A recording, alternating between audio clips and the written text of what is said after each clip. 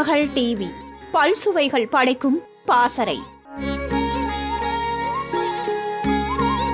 Koyambedu bus நிலையத்தில் mall ID பார்க்கை அமைக்கக்கூடாது, மக்கள் வாழ வேண்டாமா? அன்புமணி கடிதம். வாழ தகுந்த சென்னை மாநகரை உருவாக்க கோயம்பேடு பசுமை பூங்கா, உயிரின்பமய செயல் திட்டம், சென்னை பொதுவெளிகள் செயல் திட்டம் ஆகியவற்றை அரசு செயல்படுத்த வேண்டும் என முதலமைச்சர் மு.க.ஸ்டாலின் அவர்களுக்கு பாமக தலைவர் மருத்துவர் அன்புமணி ராமதாஸ் கடிதம் எழுதியுள்ளார். இதுகுறித்து அவர் தனது கடிதத்தில் கூறியிருப்பதாவது: சென்னை மாநகரை வாழ தகுந்த செழிப்பான சிறந்ததொரு மாநகராக மாற்ற கோயம்பேடு புறநகர் பேருந்து நிலையம் செயல்பட்டு வரும் பகுதியில் 50 முதல் 60 ஏக்கர் பரப்பில் ஒரு பெரிய பசுமை பூங்காவை அமைக்க வேண்டும் என்று பாமக தலைவர் மருத்துவர் அன்புமணி ராமதாஸ் வலியுறுத்தியுள்ளார்.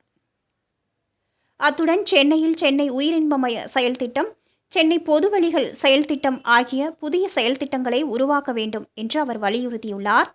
இது தொடர்பாக தமிழக முதலமைச்சர் மு.க.ஸ்டாலின் அவர்களுக்கு மருத்துவர் அன்புமணி ராமதாஸ் பன்னாட்டு உயிரின்பமய நாளையொட்டி கடிதம் எழுதியுள்ளார்.